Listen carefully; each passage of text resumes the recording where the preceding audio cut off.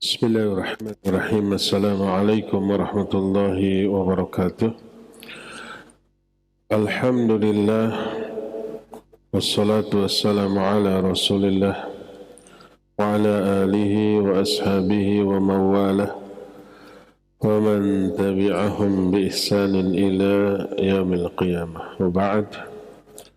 Hadirin jamaah Masjid Agung Al-Ukhwah Bandung yang Allah muliakan, juga para pendengar Radio Tarbiyah Sunnah Bandung, Radio Roja di beberapa kota di Bandung, di Indonesia, juga pendengar radio-radio lain, para pemirsa Roja TV, pemirsa Persada TV, Niaga TV, Rabbani TV, dan beberapa TV lain, serta para netizen melalui akun manapun di mana saja Anda berada.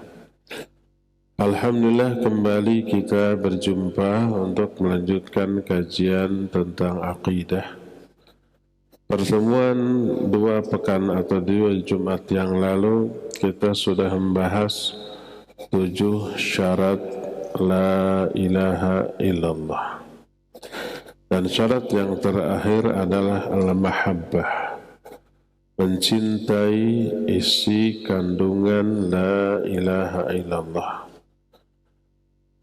Nah, mencakup di dalamnya otomatis mencintai Allah yang kita esahkan dengan kalimah la ilaha illallah.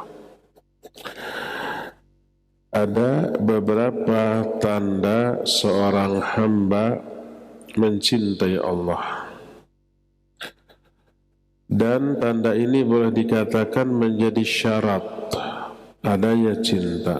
Tanpa adanya tanda-tanda ini, tanpa adanya syarat-syarat ini, diragukan adanya rasa cinta. Setiap kita wajib mencintai Allah Azza wa Jalla, mencintai ajaran-ajarannya. Apa tandanya? Ada beberapa tanda. Kita akan membahas 3 tanda saja yang paling pokok. Tanda yang pertama adalah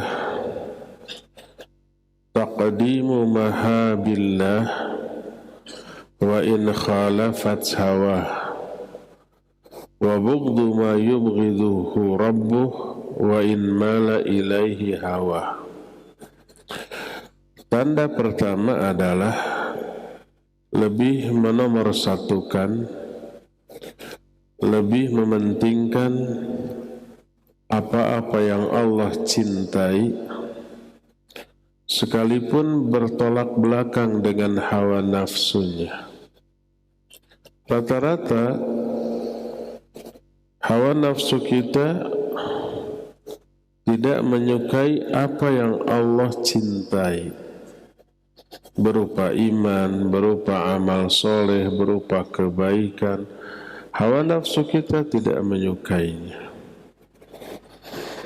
Tapi sebagai wujud rasa cinta kita kepada Allah, sekalipun hawa nafsu kita, jiwa kita tidak suka, maka kita nomorsatukan apa yang Allah cintai, berupa iman, berupa amal soleh, berupa kebaikan, berupa tempat. Ada beberapa tempat yang Allah cintai, seperti Masjidil Haramain, Masjid Nabawi, dan Masjidil Haram. Semua rumah Allah cintai. Termasuk manusia, ada yang Allah cintai. Dan sebaliknya membenci apa yang dibenci oleh Allah, sekalipun hawa nafsu kita, diri kita cenderung kepada hal tersebut. Rata-rata yang Allah larang, rata-rata yang Allah haramkan itu disukai oleh hawa nafsu kita. Semua dosa dan maksiat itu sangat disenangi oleh hawa nafsu kita. Nah, sebagai tanda bahwa kita mencintai Allah, Apa yang Allah benci kita jauhi, apa yang Allah cintai kita prioritaskan, kita nomor satukan. Hawa nafsu kita kebelakangkan. Ini tanda yang pertama. Allah Azza wa Jalla berfirman dalam Al-Quran, di antaranya dalam surah Al-Furqan ayat 43 Allah menyatakan, Ara'aita man ittakhadha ilahahu hawa afa anta takunu alaihi wakila. Apakah kamu memperhatikan orang yang menjadikan hawa nafsunya sebagai Tuhannya, sebagai sesuatu yang disukai, dicintai, diikutinya? Apakah kamu mau menjadi pelindung bagi orang seperti itu? Hal senada juga diterangkan dalam surah Al-Jathiyah 23. Allah menyatakan, Afara'aita man ittakhadha ilahahu hawa wa adallahu Allahu ala ilmin wa khatama ala sam'ihi wa qalbihi wa ja'ala ala basarihi ghishawah faman yahdihi min ba'dillah. Apakah kamu memperhatikan orang yang menjadikan hawa nafsunya sebagai Tuhannya? Allah telah menyesatkan dia. Allah tutup pendengarannya, juga tutup hatinya, dan Allah jadikan penutup juga di dalam pandangannya. Siapa lagi yang bisa memberikan hidayah kepada dia selain Allah? Ini tentang orang yang lebih menomorsatukan hawa nafsunya daripada Allah dan apa-apa yang Allah cintai. Orang seperti ini mengklaim cinta kepada Allah, Allah ingkari kecintaannya tersebut. Nah, sudah pernah kita bahas di dalam A'malul Qulub setiap hari Kamis sore di sini juga ya. Allah itu Maha Syakur. Syakur itu artinya pembalas terhadap kebaikan yang dilakukan oleh manusia, dibalas kontan di dunia dan ada balasan yang tertunda di akhirat.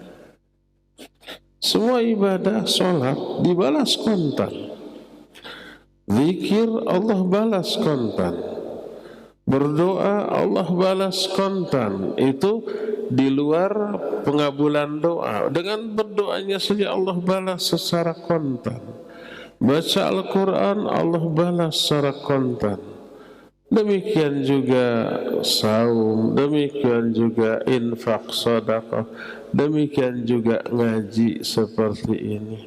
Allah berikan balasan kontan di dunia seketika itu juga, dan ada balasan yang tertunda di akhirat. Apakah balasan kontan yang Allah berikan itu? Yaitu adanya ketenangan hati, ketentraman jiwa, teduhnya kalbu kita di dalam melakukan ibadah-ibadah yang sedang dia lakukan.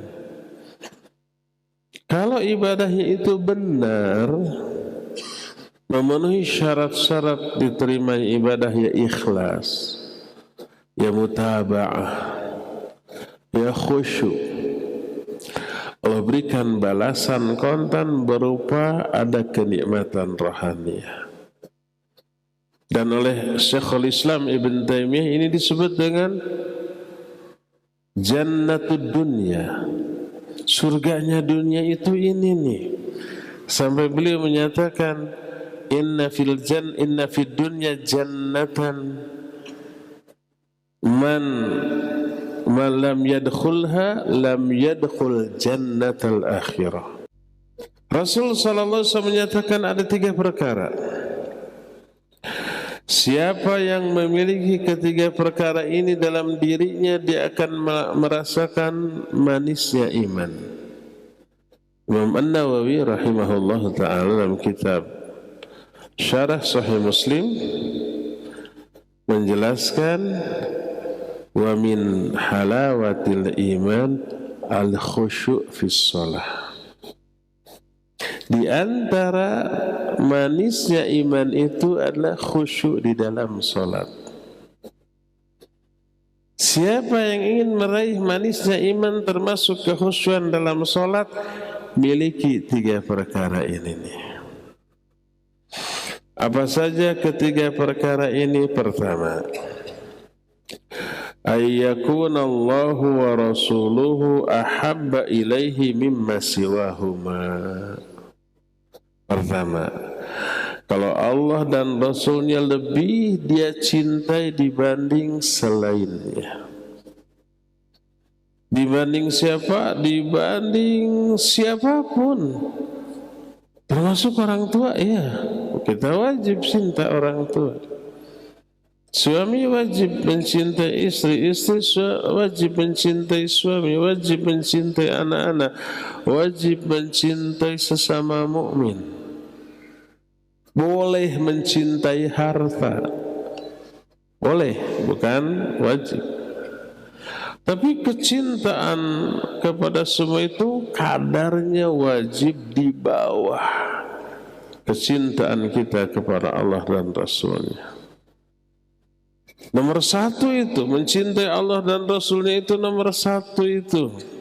Nah, ini salah satu di antara tanda orang itu bakal memperoleh halawatul iman. Aplikasi dari lebih mencintai Allah dan Rasulnya adalah lebih menomorsatukan apa yang Allah perintahkan, apa yang diperintah oleh Rasul Sallallahu Alaihi Wasallam, walaupun hati jiwa kita berat untuk melakukannya. Tapi kalau kita nikrah turun ngerei, kalau kita sedikit demi sedikit secara ulat kontinu terus menerus melakukan apa yang Allah perintahkan, menjauhi apa yang Allah larang, maka pengamalan dari semuanya itu akan membuahkan kelezatan iman, halawatul iman. Akhirnya enjoy, akhirnya dia menikmati ibadah, amal soleh, kebaikan. Akhirnya dia betah dalam melakukan hal itu. Akhirnya rindu terhadap dan amal soleh tersebut. Ini yang disebut dengan halawatul iman. Ini yang pertama. Syarat pertama untuk memperoleh halawatul iman, lebih mencintai Allah dan Rasulnya dibanding yang lain-lainnya. Kedua, ini aspek sosial. Ini yang dianggap lem perekat persatuan dan kesatuan, tali pengikat ukhuwah Islamiyah dan persaudaraan. Apa yang kedua ini? Ayyuhibbal mar'a la yuhibbuhu illa lillah. Mencintai seseorang dan tidak mencintai dia kecuali karena Allah. Bukan mencintai karena kekayaannya, karena jabatannya, karena kekuasaannya, karena popularitasnya, siapa tahu kecipratan. Bukan, tapi lillah, karena Allah. Walaupun dia miskin, walaupun tidak punya kekuasaan, nggak punya jabatan, RT pun bukan, apalagi di atas itu, tapi orang itu wajib dicintai karena perintah Allah. Karena apanya? Karena iman yang dimiliki, karena agama yang dimiliki. Dia komit, dia loyal terhadap agamanya, wajib kita cintai. Innamal mu'minuna ikhwah. Mukmin dengan mukmin itu saudara. La tadkhulul jannah hatta tu'minu wa la tu'minu hatta tahabu. Kamu gak bisa masuk surga sebelum kamu beriman. Kamu tidak dikatakan beriman sebelum kamu saling mencintai. Hadis ini sahih riwayat Bukhari dan Muslim dalam kitab Sahih Bukhari dan Sahih Muslim. Ternyata mencintai sesama mukmin karena Allah termasuk salah satu di antara perkara yang menyebabkan kita akan bisa merasakan halawatul iman.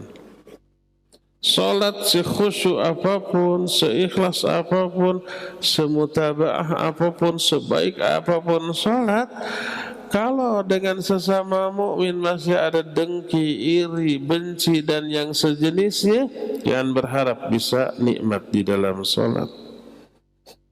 Karena salah satu buah dari salat yang diterima akhlak kepada sama mukmin. Salah satu bentuk akhlaknya mencintai sama mukmin karena Allah. Inna sholata tanha anil fahsya'i wal munkar. Salat yang benar yang diterima itu mencegah dari perbuatan keji dan munkar.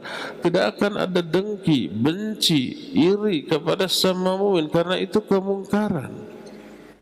Itu terhapus, terkikis dengan salat. Jadi selaras antara hasil salat dengan kemuliaan akhlak. Inilah yang kedua. Ketiga, ini hijrah. Wa ay yakraha ay ya'uda fil kufri ba'da id anqadhahu Allahu min kama yakrahu ay yuqdhafa fin nar. Ketiga, membenci kembali kepada kekufuran. Dulu dia pernah kufur, kecil ataupun besar. Masa lalunya pernah hitam, pernah menjadi ahli maksiat, pernah menjadi ahlul kabair. Lalu Allah selamatkan. Ba'da idh anqadhahu Allahu min. Setelah Allah menyelamatkan dia dari kekufuran itu. Obat hijrah. Rasul sallallahu alaihi wasallam menyatakan ada 3 perkara. Siapa yang memiliki perkara ini dalam dirinya, dia akan merasakan manisnya iman. Imam An-Nawawi rahimahullah ta'ala dalam kitab Syarah Sahih Muslim menjelaskan wa min halawatil iman al-khusyu' fis shalah. Di antara manisnya iman itu adalah khusyuk di dalam salat.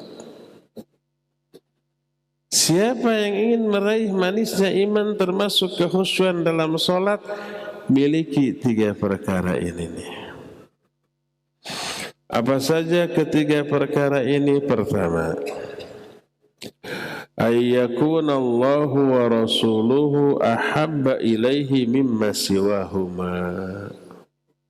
Pertama, kalau Allah dan Rasulnya lebih dia cintai dibanding selainnya. Dibanding siapa? Dibanding siapapun, termasuk orang tua. Ya, kita wajib cinta orang tua. Suami wajib mencintai istri, istri wajib mencintai suami, wajib mencintai anak-anak, wajib mencintai sesama mukmin. Boleh mencintai harta, boleh, bukan wajib. Tapi kecintaan kepada semua itu kadarnya wajib di bawah kecintaan kita kepada Allah dan Rasulnya. Nomor 1 itu mencintai Allah dan Rasulnya, itu nomor 1 itu. Ini salah satu di antara tanda orang itu bakal memperoleh halawatul iman. Aplikasi dari lebih mencintai Allah dan Rasulnya adalah lebih menomorsatukan apa yang Allah perintahkan, apa yang diperintah oleh Rasul sallallahu alaihi wasallam, walaupun hati jiwa kita berat untuk melakukannya. Tapi kalau kita nikreh turun ngerei, kalau kita sedikit demi sedikit secara ulet, kontinu, terus menerus melakukan apa yang Allah perintahkan, menjauhi apa yang Allah larang, maka pengamalan dari semuanya itu akan membuahkan kelezatan iman, halawatul iman. Akhirnya enjoy, akhirnya dia menikmati ibadah, amal soleh, kebaikan. Akhirnya dia betah dalam melakukan hal itu. Akhirnya rindu terhadap ibadah soleh tersebut. Ini yang disebut dengan halawatul iman. Ini yang pertama. Syarat pertama untuk memperoleh halawatul iman, lebih mencintai Allah dan Rasulnya dibanding yang lain-lainnya. Kedua, ini aspek sosial. Ini yang dianggap lem, perekat persatuan dan kesatuan, tali pengikat ukhuwah Islamiyah dan persaudaraan. Apa yang kedua ini? Ayyuhibbal mar'a la yuhibbuhu illa lillah. Mencintai seseorang dan tidak mencintai dia kecuali karena Allah. Bukan mencintai karena kekayaannya, karena jabatannya, karena kekuasaannya, karena popularitasnya, siapa tahu kecipratan. Bukan, tapi lillah, karena Allah. Walaupun dia miskin, walaupun tidak punya kekuasaan, nggak punya jabatan, RT pun bukan, apalagi di atas itu, tapi orang itu wajib dicintai karena perintah Allah. Karena apanya? Karena iman yang dimiliki, karena agama yang dimiliki.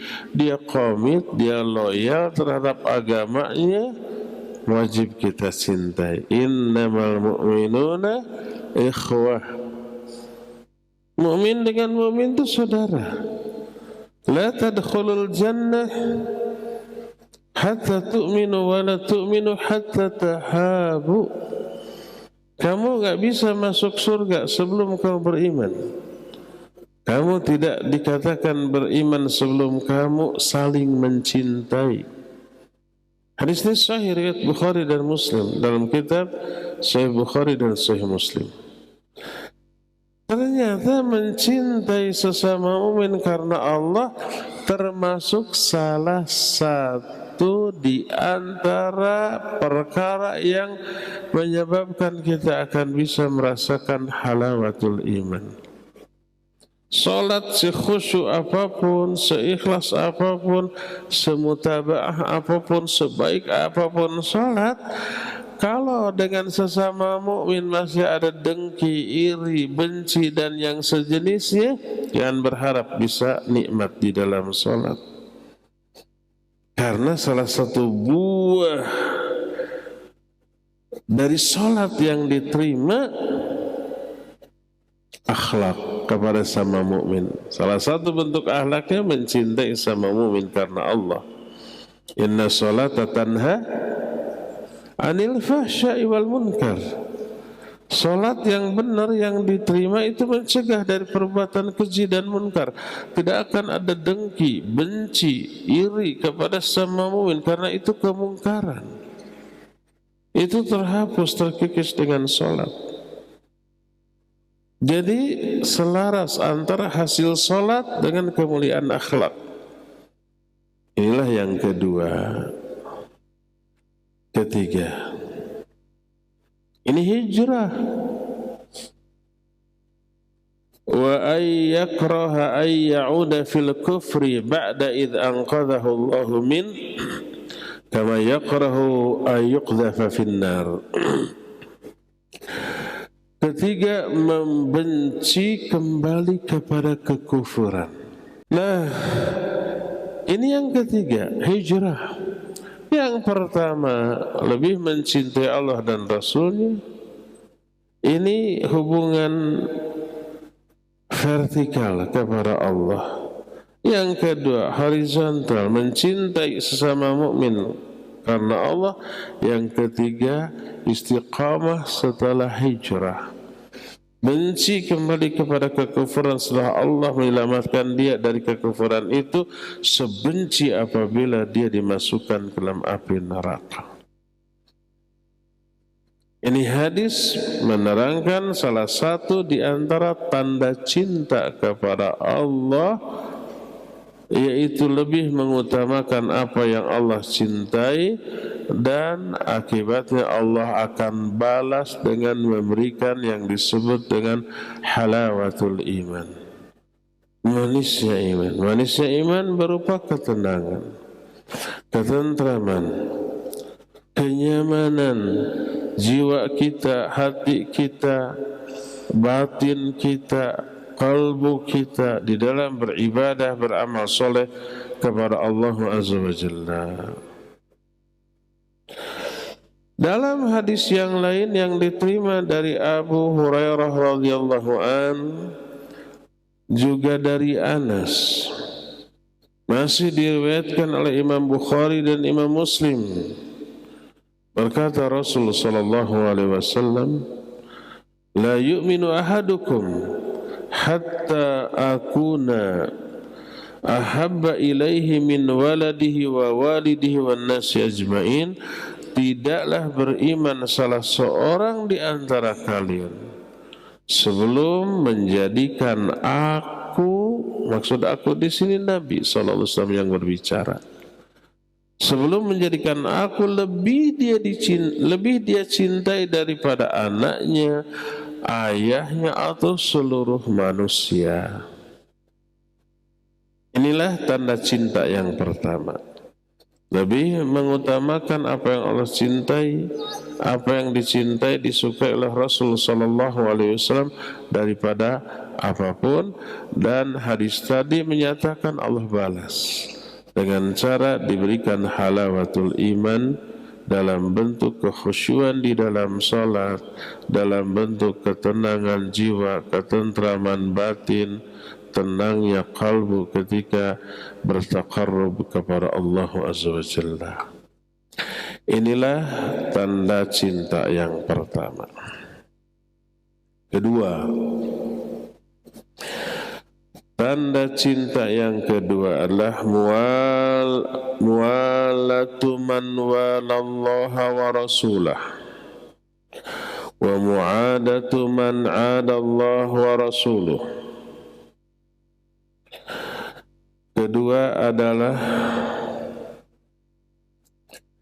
mencintai orang-orang yang dicintai oleh Allah dan Rasulnya, memusuhi orang-orang yang dimusuhi oleh Allah dan Rasulnya. Jangan sampai jangan sampai aku cinta kepada Allah, tapi kita bersahabat dengan orang yang dimusuhi oleh Allah atau memusuhi Allah. Dari kalangan orang-orang kafir, dari kalangan orang-orang musyrik. Jangan tercekoki oleh slogan yang sepintas nampak bijak. Sepintas, bijaksana, tapi tidak bijaksini. Dengan mengatakan semua agama bagus, baik, semua agama mengajarkan kebaikan. Nggak ada agama yang mengajarkan keburukan. Itu racun omongan itu. Satu-satunya agama yang mengajarkan kebaikan hanya Islam. Bukankah agama lain juga mengajarkan kebaikan? Tapi ada keburukan, bahkan embahnya keburukan yang dianjurkan oleh agama lainnya apa? Yaitu apa? Menyembah kepada selain Allah. Syirik. Syirik itu keburukan terburuk, kejelekan terjelek, kezaliman terzalim. mengajak ibadah kepada selain Allah seburuk-buruk keburukan. Agama lain begitu. Hanya Islam yang mengajak beribadah kepada Allah semata-mata, yang lain nggak boleh disembah.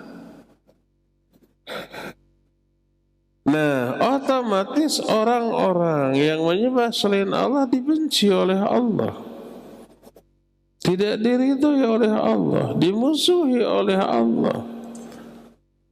Gimana nggak dibenci? Diciptakan oleh Allah, diberi kehidupan oleh Allah, diberi berbagai macam kenikmatan oleh Allah, nyembahnya kepada yang lain. Kalau sebuah negara umpama memberi KTP kepada seorang warga negara, memberikan berbagai macam dokumentasi pribadi, diberi pekerjaan gaji sebagai PNS gede, mengabdi ke negara yang lain, menjelek-jelekan negara Islam, gimana tuh? Bisa ditangkap? Iya. Bisa diusir? Mungkin iya. Ini semua bumi Allah, Allah yang menciptakan, Allah yang mengatur kehidupan. Dia menyembah kepada selain Allah di daerah kekuasaan Allah. Pasti dibenci oleh Allah, pasti dimusuhi oleh Allah, musuhi juga oleh kita, benci juga oleh kita dengan cara yang elegan, tidak dengan cara yang anarkis, dan Allah telah mengatur bagaimana caranya. Nih lihat ayat-ayat Allah yang menjelaskan contoh manusia yang memiliki sikap yang tegas terhadap orang-orang yang menyembah kepada selain Allah. Beliau bapak tauhid, Nabiullah Ibrahim alaihissalatu wassalam, yang Allah jelaskan dalam surah Al-Mumtahanah ayat yang keempat, qad kanat lakum uswatun hasanatun fi Ibrahim walladzina ma'ah idh qalu liqaumihim inna bura'a'u minkum wa mimma ta'buduna min dunillah kafarna bikum wa bada bainana wa bainakumul adawatu wal baghdha'u abadan hatta tu'minu billahi wahdah. Sungguh telah ada bagi kalian contoh yang baik dalam diri Ibrahim dan orang-orang yang bersamanya ketika mereka berkata kepada kaumnya, sesungguhnya kami berlepas diri dari kalian, berlepas diri dari apa-apa yang kalian sembah selain Allah. Kami kufur kepada kalian dan telah nampak antara kami dan antara kalian permusuhan dan kebencian yang abadi sampai kalian hanya beriman kepada Allah saja. Jadi deklarasi terang-terangan, benci, ada permusuhan antara kami dan kalian. Kami menyembah Allah, kalian menyembah selain Allah. Tidak bisa bersatu. Juga di dalam surah Al-Mujadilah ayat 22, sekalipun ada hubungan darah anak dengan bapak, seseorang dengan kakaknya atau dengan adiknya, paman dengan keponakannya, kalau beda sesembahan, nggak ada kasih sayang yang terjalin di antara mereka. Allah menyatakan, la tajidu qauman yu'minuna billahi wal yawmil akhir yuwadduna man hadallaha wa rasulahu walau kanu aba'ahum aw abna'ahum aw ikhwanahum aw ashiratahum ulaika kataba fi qulubihimul iman. Kalian tidak akan mendapati satu kaum yang beriman kepada Allah dan hari akhir menunjukkan kasih sayang kepada orang yang menentang Allah dan Rasulnya, walaupun mereka yang menentang itu bapak-bapaknya sendiri, anak-anaknya, saudaranya atau keluarga mereka. Merekalah orang-orang yang sudah Allah tetapkan iman di dalam hati mereka. Juga diterangkan dalam surah yang sempat viral beberapa tahun yang lalu, Al-Maidah ayat 51.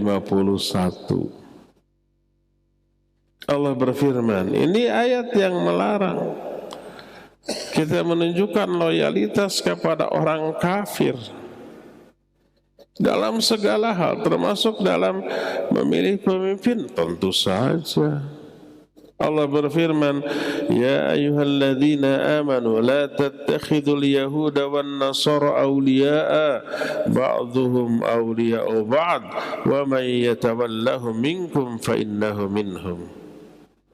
Hai orang-orang yang beriman, jangan kalian ambil Yahudi dan Nasrani sebagai wali bagi kalian.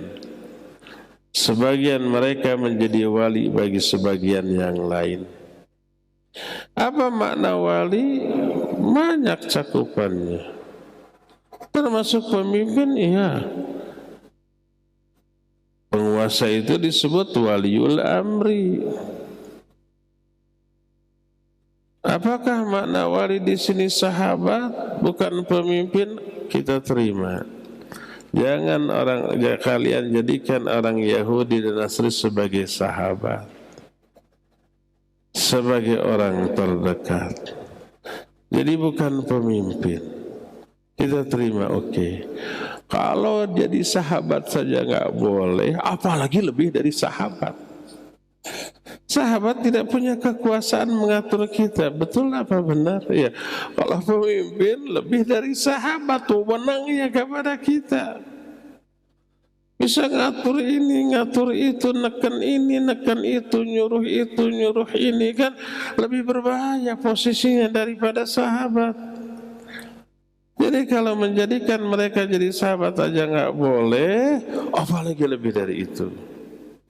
Menjadi bos, menjadi pemimpin yang mengatur kehidupan kita, memiliki wewenang kekuasaan yang bisa dipakai sebagai senjata untuk mengatur kita, lebih terlarang lagi. Ya, termasuk menjadikan mereka menjadi sahabat yang dicintai, nggak boleh. Juga diterangkan dalam surah At-Taubah 23, Allah menyatakan, ya ayyuhalladzina amanu la tattakhidhu aba'akum wa ikhwanakum awliya'a in istahabbul kufra 'alal iman wa man yatawallahum minkum fa ulaika humul zalimun. Bukan hanya orang kafir loh, orang Islam, KTP-nya Islam, tapi lebih cenderung kepada kekufuran, lebih menyukai kepada kekufuran, lebih enjoy bersahabat dengan orang kafir daripada dengan sesama muslim. Ada orang Islam yang kayak begitu? Ada, dan mereka rata-rata vokal, berani. Apalagi ada media sosial Islam, tapi lebih cenderung kepada kekufuran. Nggak boleh dijadikan kawan dekat, apalagi pemimpin. Allah berfirman tuh dalam surah At-Taubah, kata Allah, hai orang-orang yang beriman, jangan kalian ambil bapak-bapak kalian. Ini bapak nih ada kaitan kekerabatan darah, atau saudara kalian sebagai wali. Wali ini sahabat dekat atau pemimpin. Ini istahabul kufra 'alal iman, kalau mereka lebih menyukai kekufuran daripada keimanan. Makanya walaupun Islam, kepada Islam dan kaum muslimin selalu nyinyir, kepada selain Islam dan selain muslim mendukung, bersahabat dan menjalin persekutuan yang erat. Ada kan orang Islam kayak gitu? Ada. Gak boleh dijadikan kawan, dekat, apalagi pemimpin. Sampai Allah mengancam, wa may yatawallahu minkum faulaika humudz zalimun. Siapa orang yang menjadikan mereka sebagai wali di antara kalian, zalim tuh orang. Juga dalam Al-Quran di ayat yang lainnya, dalam surah Al-Mumtahanah ayat yang pertama, ya ayyuhalladzina amanu la tattakhidhu aduwi wa aduwakum awliya tulquna ilaihim bil mawaddah wa qad kafaru bima ja'akum minal haqq. Hai orang-orang yang beriman, jangan kamu ambil musuhku dan musuh kalian sebagai wali, sahabat dekat, apalagi pemimpin. Tulquna ilaihim bil mawadah, kamu tunjukkan rasa kasih sayang kalian, cinta kalian kepada mereka. Kelihatan cintanya, kelihatan sukanya, kelihatan bersahabatnya dengan orang-orang kafir. Waqad kafaru bima ja'akum minal haqq, padahal mereka itu sudah kufur kepada ajaran kebenaran yang datang kepada kalian. Sudah nyata-nyata kufur. Ini menunjukkan ada orang yang seperti itu, dan orang seperti itu layaknya dimusuhi karena Allah memusuhi mereka, bukan dijadikan sahabat. Layaknya mereka dijauhi karena Allah menjauhi mereka. Dalam salah satu hadis, Nabi alaihi salatu wasallam bersabda, "Awthaqa urul iman al-hubbu fillah wal bughdhu fillah." Sekuat-kuat tali iman cinta karena Allah dan benci karena Allah. Apa arti cinta karena Allah, benci karena Allah? Artinya mencintai apapun, siapapun yang dicintai oleh Allah. Orang yang dicintai oleh Allah, para nabi, para rasul, para sahabat, para ulama, para wali, cinta itu. Cintai mereka. Perbuatan yang dicintai oleh Allah, semua ibadah amal soleh yang yang ikhlas dan sesuai sunnah itu dicintai oleh Allah. Kalau tidak ikhlas ya dibenci, riya, karena bukan untuk Allah. Kalau tidak sesuai sunnah, artinya menambah-nambah ajaran agama ini, ya tentu saja tidak dicintai oleh Allah, dibenci oleh Allah. Semua ibadah, amal soleh, kebaikan itu dicintai oleh Allah. Demikian juga tempat, masjid, demikian juga waktu, bulan Ramadan, Lailatul Qadar. Dan membenci apapun dan siapapun yang dibenci dan tidak disukai oleh Allah. Orang kafir, orang musyrik, orang yang anti-Islam dibenci oleh Allah, kita pun membencinya. Amal-amal buruk semua, syirik, kufur, bid'ah, maksiat dibenci, kita pun harus membencinya. Tempat-tempat ada yang dibenci oleh Allah, ya ada tempat-tempat khusus untuk bermaksiat, tempat-tempat khusus untuk melakukan perbuatan syirik, dibenci oleh Allah, kita pun membencinya. Itu artinya mencintai dan membenci karena Allah. Jangan sampai ada orang oleh Allah dibenci, oleh kita dicintai. Kita berada di pihak yang berlawanan dengan Allah Azza wa Jalla. Berkata Ibnu Abbas radhiyallahu anhuma,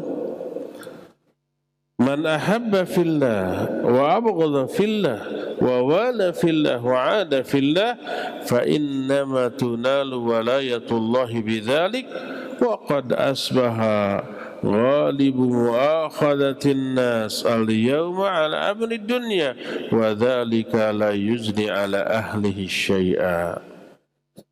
Ini sudah terwujud dalam kehidupan di zaman kita, bahkan di zaman puluhan atau ratusan tahun yang lalu mungkin sudah. Kata Ibnu Abbas, siapa orang yang mencintai karena Allah, membenci juga karena Allah, bermualah itu apa? Bersahabat karena Allah, bermusuhan juga karena Allah. Ada permusuhan yang dilegalisir oleh syariat? Ada. Itu antara kufur dengan iman, tauhid dengan syirik, itu mah permusuhan abadi sampai hari kiamat. Permusuhan antara manusia dengan setan abadi sampai hari kiamat. Jadi ada memusuhi karena Allah, ada. Memusuhi orang yang memang dicintai, yang dibenci, yang dimusuhi oleh Allah. Kata Ibnu Abbas, siapa orang yang mencintai karena Allah, membenci karena Allah, bersahabat karena Allah, bermusuhan karena Allah, maka hanyalah perwalian Allah bisa teraih karena hal itu. Allah akan mencintai kita. Cinta karena Allah, benci karena Allah, bersahabat karena Allah, bermusuhan karena Allah, Allah akan mencintai kita karena sikap tersebut. Lalu kata Ibnu Abbas, wa qad asbaha ghalibu muakhatan nas al-yawm ala amri dunya. Umumnya orang-orang sekarang bersahabat, bergaul atau saling membenci itu karena urusan dunia loh. Karena kepentingan dunianya sama, beda akidah, beda agama, beda apapun, asal kepentingan dunia sama bisa bersahabat. Sedetik kemudian bisa jadi bermusuhan. Kalau dalam perkara dunia itu ada permasalahan, ya enggak? Ada enggak orang-orang yang bersahabat erat puluhan tahun, bikin usaha yang sama, ada untung di sana, ada satu yang khianat atau tidak jujur, kemudian mereka berantem dan menjadi bermusuhan? Ada banyak. Itu karena kepentingan dunia. Wa dzalika la yuzni ala ahli syai'. Hal itu tidak memberi manfaat kepada mereka sedikit pun. Makanya Allah Azza wa Jalla berfirman dalam Al-Quran, al-akhillau yawma idin ba'duhum li ba'din adu. Seluruh persahabatan yang terjadi di dunia kelak akan berubah menjadi permusuhan. Baik di dunia ini, kalau di dunia akur-akur saja sampai mati, di akhirat pasti akan menjadi permusuhan. Semua persaudaraan, semua persahabatan, kecuali orang-orang yang bertakwa. Kalau orang bertakwa, takwa yang mendasari persahabatan persaudaraannya, ketika ada salah satu menyimpang lalai diingatkan dengan sebaik-baik cara, diberi nasihat. Ketika ada yang mengajak, yuk kita happy-happy lah sebentar gitu. Happy-happy dalam tanda petik maksiat, diingatkan yang lain, akhi, kesenangannya sesaat, penderitaannya selama-lamanya. Jangan. Pokoknya ada tanasuh, tawasaw bil haq, tawasaw bisabr. Selamat orang yang tadinya mau bermaksiat tuh. Sampai di akhirat yang tadinya mau bermaksiat ditegur lalu nggak jadi, berterima kasih, kamu telah menyelamatkan saya dulu gitu. Dia tetap jadi sahabat sampai akhirat. Tapi kalau persahabatan persaudaraan hanya untuk urusan dunia, untung besar, ayo kita happy-happy sebentar, kita hang out, kita dalam tanda petik maksiat, lalai dari ibadah. Mau menegur segan, takut merusak suasana, merusak persahabatan, akhirnya diikuti. Hayo minum, hayo ngadu gelas, tok ngadu gelas teh, tok sampai pecah. Mereka terjerumus ke dalam maksiat bersama-sama. Di akhirat mendapat azab semuanya, saling menyalahkan. Kamu kan lebih tahu berilmu, kenapa kamu diamkan saya bermaksiat gitu. Dijawab, segan sih kalau saya tahu karakter kamu, kalau kamu dilarang pasti ngambek ke saya, makanya saya akhirnya berantem menjadi musuh di akhirat. Itulah yang kedua. Tanda cinta yang kedua adalah membenci siapapun yang dibenci oleh Allah, mencintai siapapun yang dicintai oleh Allah, bersahabat, bersaudara, berkasih sayang dengan orang-orang yang dicintai oleh Allah, membenci dan bermusuhan dengan orang-orang yang dimusuhi dan dibenci oleh Allah Azza wa Jalla. Ini tanda cinta kedua. Tanda cinta ketiga, dan ini poin terakhir, ittiba'ur rasul waqtifa'u atharihi wa qabuli hudah. Yang ketiga, tanda cinta kepada Allah adalah mengikuti Rasul sallallahu alaihi wasallam, menelusuri jejak langkahnya, menerima sunnah dan hidayahnya, petunjuk dari Rasul sallallahu alaihi wasallam. Bohong orang mengklaim cinta kepada Allah tapi membuat-buat cara ibadah baru yang tidak dicontohkan oleh Nabi sallallahu alaihi wasallam. Kalau seseorang hanya mengikuti sunnah Nabi sallallahu alaihi wasallam saja, hanya itu seluruh waktunya 24 jam nggak cukup itu. Itu aja sudah menghabiskan seluruh potensi kita. Ini ditambah dengan ngarang-ngarang ibadah-ibadah baru yang tidak dicontohkan. Dan yang paling parah, yang dikarang-karang tidak dicontohkan, dilaksanakan, yang ada sunnahnya diabaikan, bahkan dicela. Bohong pengakuan orang itu mencintai Allah Azza wa Jalla. Cinta kepada Allah buktikan dengan cara mengikuti sunnah Rasul alaihi salatu wassalam. Sebagaimana firman Allah dalam surah Ali Imran ayat 31 dan 32, Allah menyatakan, "Qul in kuntum tuhibbunallah fattabi'uni yuhibbukumullah wa yaghfir lakum dzunubakum. Wallahu ghafurur rahim." Katakan oleh Muhammad, kalau kalian cinta kepada Allah, ikuti aku.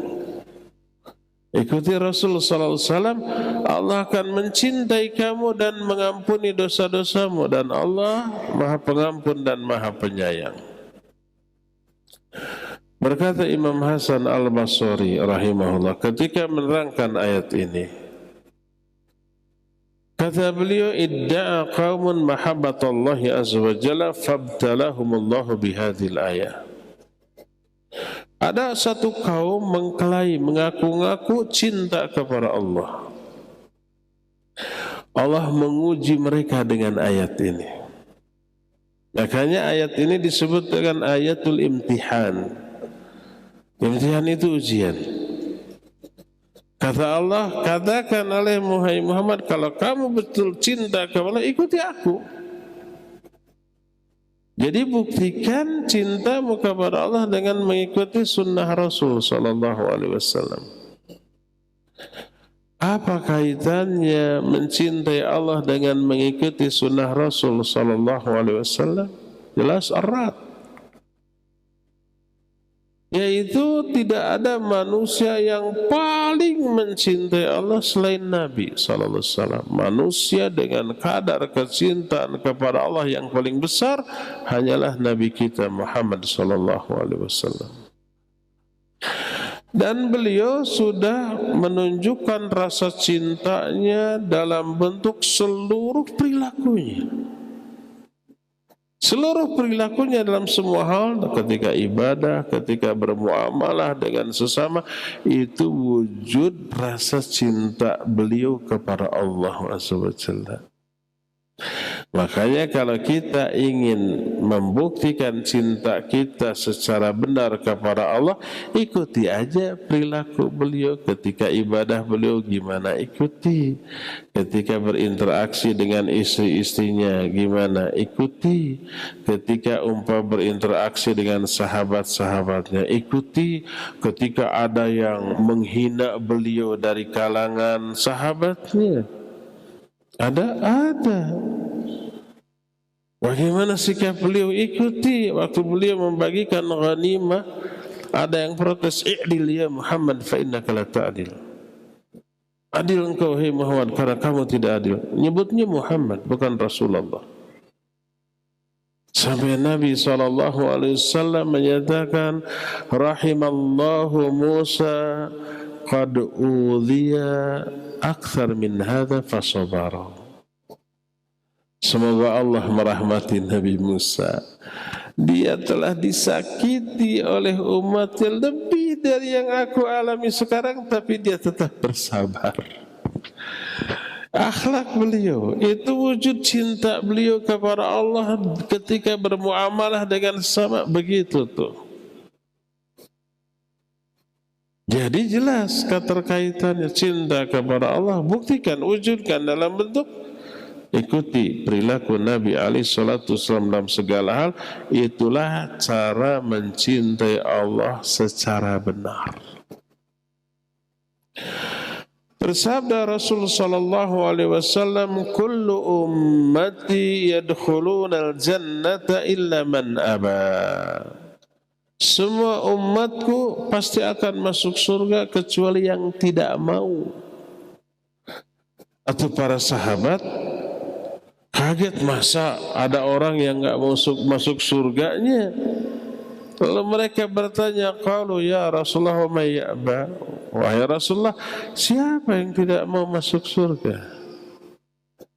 Ditegaskan oleh Nabi alaihi salatu wasallam, man ata'ani dakhala jannah wa man asani faqad aba. Hadis ini sahih riwayat Bukhari, dalam kitab Sahih Bukhari. Siapa yang mentaatiku dia masuk surga. Siapa yang bermaksiat kepadaku dia tidak mau masuk surga. Jadi orang yang tak mau masuk surga bukan ngomong saya enggak mau masuk surga, bukan begitu. Tapi orang yang tidak mengikuti sunnah Rasul SAW sama dengan enggak mau masuk surga, walaupun mulutnya ngomong saya mau, tapi perilakunya bertolak belakang dengan keinginannya. Ingin masuk surga, kelakuannya maksiat. Sama aja dengan enggak ingin. Dari sanalah kita mengetahui keterkaitan mengikuti sunnah Rasul SAW dengan klaim mencintai Allah Azza wa Jalla. Ya, inilah 3 tanda nyata di antara sekian banyak tanda seorang hamba mencintai Allah Azza wa Jalla. Buktikan dalam kehidupan. Pertama, lebih menomorsatukan apa yang Allah cintai sekalipun bertolak belakang dengan hawa nafsunya, dan membenci apa yang Allah benci sekalipun jiwa kita menyukainya. Prioritaskan aturan Allah. Yang kedua, cintai orang-orang yang Allah cintai, benci orang-orang yang Allah benci. Bersahabatlah dengan orang-orang yang Allah cintai dan bermusuhanlah dengan orang-orang yang Allah musuhi. Dan yang ketiganya, ikuti sunnah Rasul Sallallahu Alaihi Wasallam, itu 3 tanda nyata dari cinta seorang hamba kepada Allah Azza wa Jalla. Ya, cukup ya penjelasan kita sampai di sini, dan kita masuki sekarang sesi tanya jawab. Hari Jumat ini biasanya dari Roja, tanya jawab dari sini aja, tapi masih live Roja, ada gangguan tadi. Taib. Yang mau bertanya dipersilakan menulis, nanti kita bahas satu-satu sebatas yang Allah mudahkan.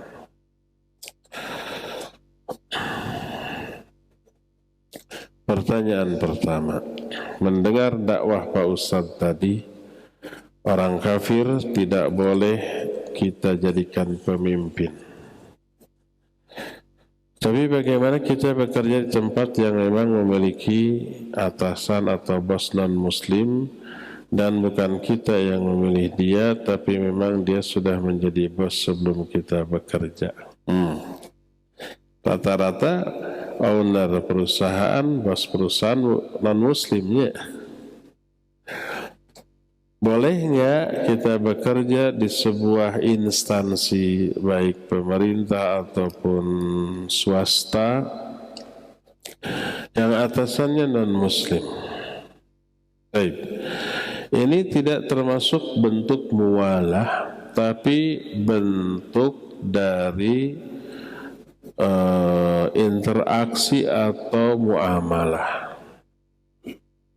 Tolong menolong dengan orang kafir dalam kebaikan boleh apa tidak boleh? Muamalah, bekerja.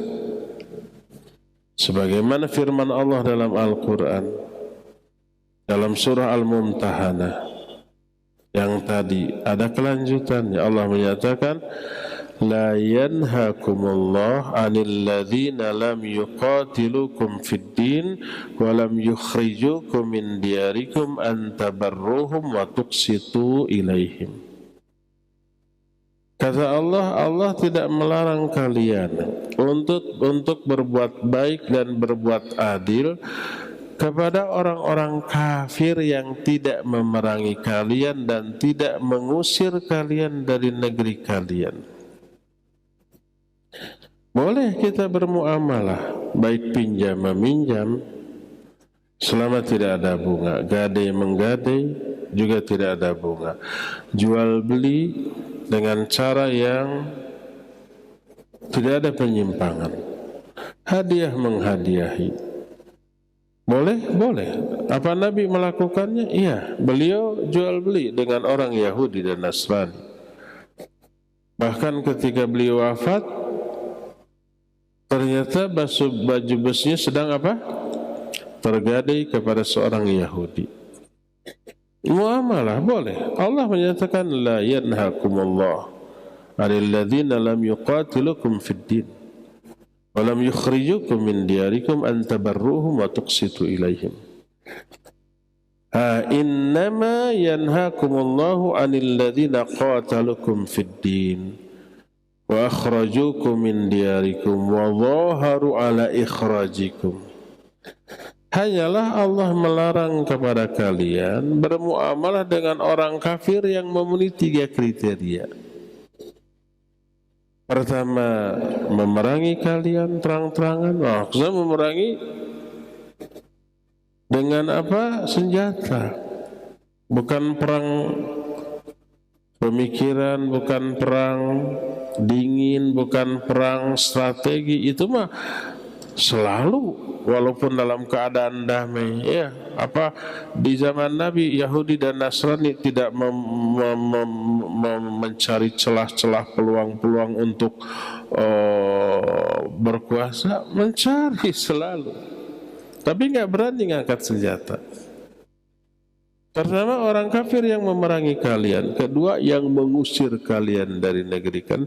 Ketiga, membantu pengusiran kalian dari negeri kalian. Nah, nggak boleh kepada orang kafir yang memenuhi 3 kriteria ini bermuamalah. Adapun orang kafirnya tidak memerangi, tapi kan benci, ya pasti bencinya. Sentimen keyakinan selalu ada, nggak bisa hilang. Termasuk kita ke mereka. Walan tarda ankal yahudu walan nasara hatta tattabi'a millatahum. Yahudi dan Nasrani tidak akan ridha kepada kalian sampai kalian mengikuti agama mereka. Dalam hatinya pasti ada. Dulu juga sekarang. Tapi tidak memerangi kita terang-terangan, tidak mengusir kita, maka boleh bermuamalah. Kerja seorang muslim di sebuah perusahaan yang bosnya kafir itu bukan bentuk mualah, tapi bentuk muamalah. Boleh, tidak terlarang. Ayatnya tadi, la yanhakumullah 'anil ladzina lam yuqatilukum fiddin. Jadi Allah tidak melarang hal itu selama nih mereka tidak mengekspansi keyakinan kita. Kalau umpamanya nggak boleh Jumatan, nggak boleh sholat tepat waktu, maka tentang saja. Wanita-wanitanya nggak boleh pakai kerudung. Kalau umpamanya Natal tiba wajib pakai topi maka boleh ditolak. Bukan boleh, wajib ditolak. Karena itu sudah menyangkut urusan agama. Jadi selama tidak menyangkut urusan agama, selama itu muamalah dengan mereka dibolehkan. Jadi hubungan bos dengan karyawan dalam sebuah perusahaan bukan mualah, tapi bentuknya adalah muamalah. Wallahu a'lam. Ini mah di print sudah disiapkan seminggu yang lalu nih. Ustaz, saya menyukai seorang ikhwan karena agama dan akhlaknya. Dan saya sudah mengutarakan keinginan saya untuk dinikahi ikhwan tersebut. Ini gentle nih. Alhamdulillah ikhwan tersebut bilang bahwa dia menyukai saya juga. Nah, ini yang disebut dengan batu turun kesik naik. Itu purun, iya naik. Namun, ada namunnya nih. Namun qadarullah belum bisa menikah karena ikhwan tersebut belum bisa memberi nafkah. Karena belum mendapatkan pekerjaan. Kalau sudah seperti ini bagaimana solusinya Ustaz? Mohon nasihat karena saya khawatir terkena fitnah atau menjadi fitnah. Dan sepertinya ikhwannya hadir di kajian ini juga. Siapa yang wajahnya GR nih?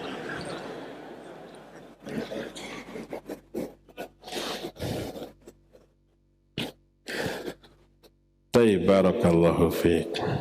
Nikahlah. Dengan menikah, Allah bukakan nanti pintu rezeki. Allah mudahkan dia memperoleh pekerjaan. Allah berfirman, "Iyakunu fuqara yughnihumullahu min fadlih." Kalau orang yang akan nikah itu fakir, miskin, Allah akan memberikan kecukupan dari karunia-Nya. Hadis sahih riwayat Imam Muslim menyatakan, "Salathun yajibu 'ala Allahi aunuhum." Ada 3 golongan. Wajib bagi Allah menolong mereka. Siapa yang mewajibkan? Allah sendiri yang mewajibkan kepada dirinya untuk menolong 3 golongan ini. Salah satunya an-nakih yabghil afaf, orang yang menikah dalam rangka menjaga kesucian dirinya. Makanya Abu Bakar As-Siddiq radhiyallahu an, juga Abdullah bin Mas'ud ketika menafsirkan ayat tadi, iyakunu fuqara yughnihumullahu min fadli, kata mereka, iltamizur rizqa bin nikah, carilah rizki dengan menikah. Maka ketika bujang sulit mencari pekerjaan, setelah menikah Allah Azza wa Jalla akan mempermudah untuk memperoleh pekerjaan yang menjadi sumber rezekinya. Ya rahasia. Saya ketika nikah masih kuliah, belum belum punya pekerjaan. Cuma 25 tahun nikah, kumaha engke we.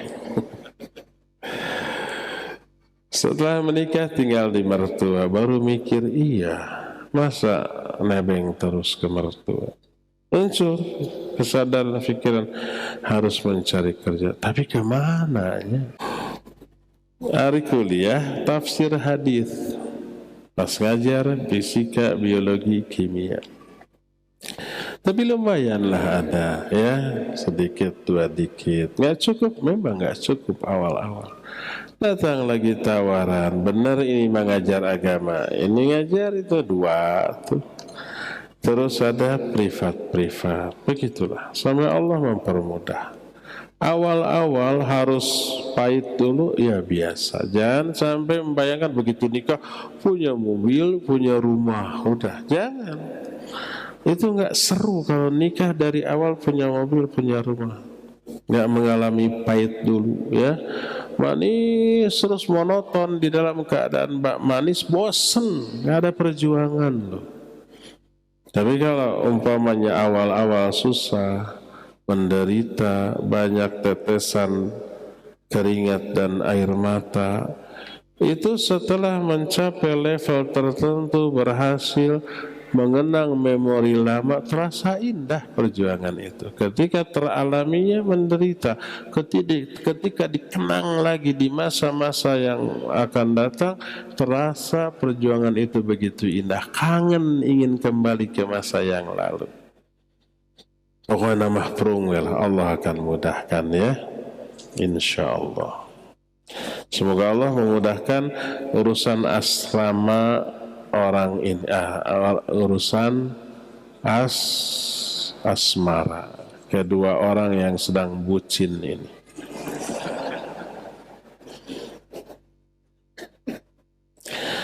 Jika di masa lalu pernah meninggalkan sholat wajib 5 waktu karena kelalaian, apakah wajib diqadha? Tidak wajib diqadha. Sudah, perbaiki sholat sekarang, perbanyak sholat sunnat, perbanyak taubat, perbanyak istighfar, perbanyak infak dan sedekah ya. Baik saum ataupun sholat yang dulu kita sengaja tinggalkan karena lalai, karena hawa nafsu, gak bisa diqadha. Kalau toh diqadha juga tidak sah. Jadi perbaiki ibadah kita sekarang, baik sholat ataupun saum, perbanyak sholat sunnat, saum sunnat, perbanyak taubat, istighfar, perbanyak infak dan sedekah.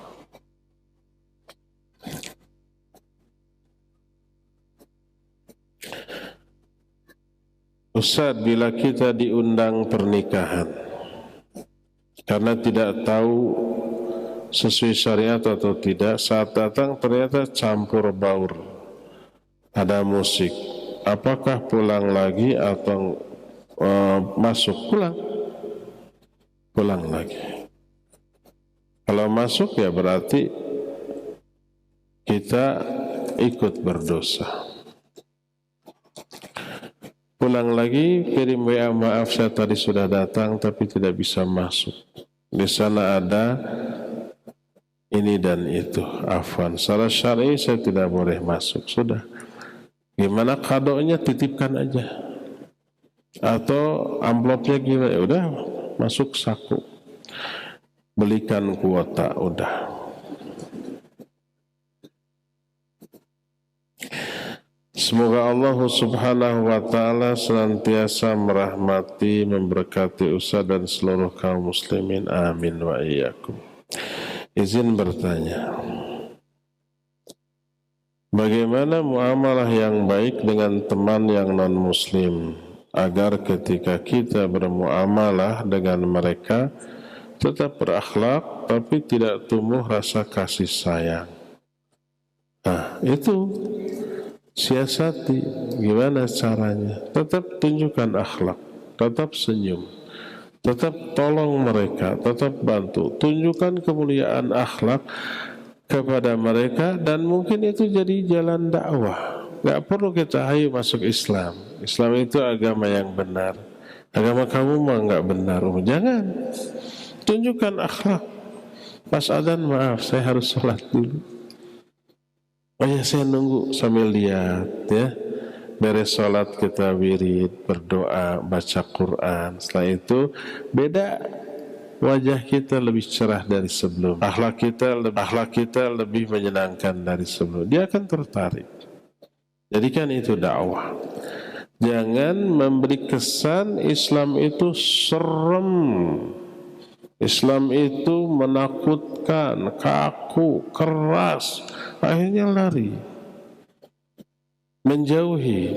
Ya, tunjukkan kemuliaan akhlak tanpa harus menyukai, mencintai atau menjadikan mereka menjadi sahabat. Cukup ya, sampai di sini saja. Subhanakallahum bihamdik, asyhadu an la ilaha illa anta, astaghfiruka wa atubu ilaik. Walhamdulillah rabbil alamin. Wassalamualaikum warahmatullahi wabarakatuh.